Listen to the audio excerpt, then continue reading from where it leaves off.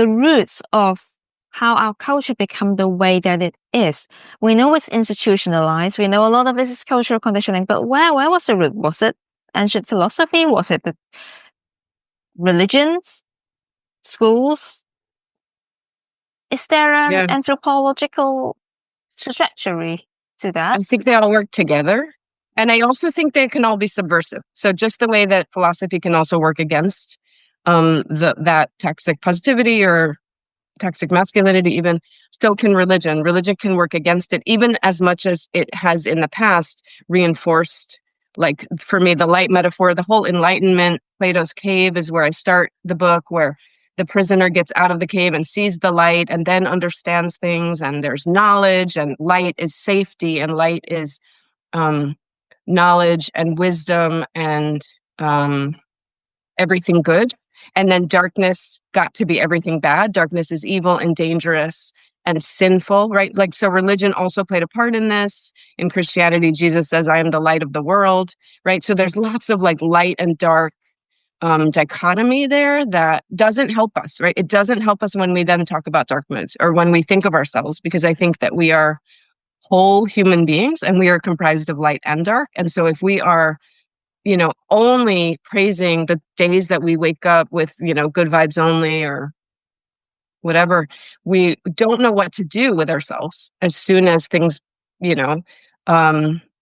don't happen that way, right? We're going to blame ourselves because, back to self-help, the self-help authors say, well, I got myself out of anxiety and so you can too.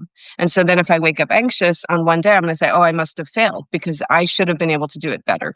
So I think that a lot of different disciplines sort of worked together because it made sense. Like, people love light, but I'm trying to show what is beautiful. I mean, I live in South Texas. Like, it is so bright here all the time.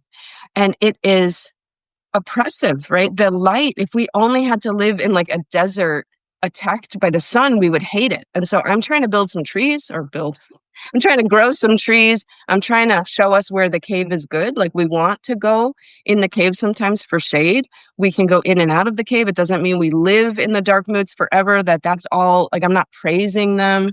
I'm just saying, like, an inside outside kind of world is the world that I would like, without a kind of judgment on the negativity. Because I think that if the positivity weren't so praised, if it weren't so obviously like, oh, of course you should be an optimist, of course you should be positive, of course you should only have happy thoughts, I don't agree with that, right? So what I want is to sort of like come in and talk about the toxicness, right? Whether we're talking about toxic masculinity or toxic positivity. The point is, when you have too much of it, and when you have it in a certain kind, where it then becomes oppressive, when it then becomes like, if you don't have anything nice to say, don't say it. I mean, people do things to their kids. They say, go to your room if they're angry and come out when you have a happy face.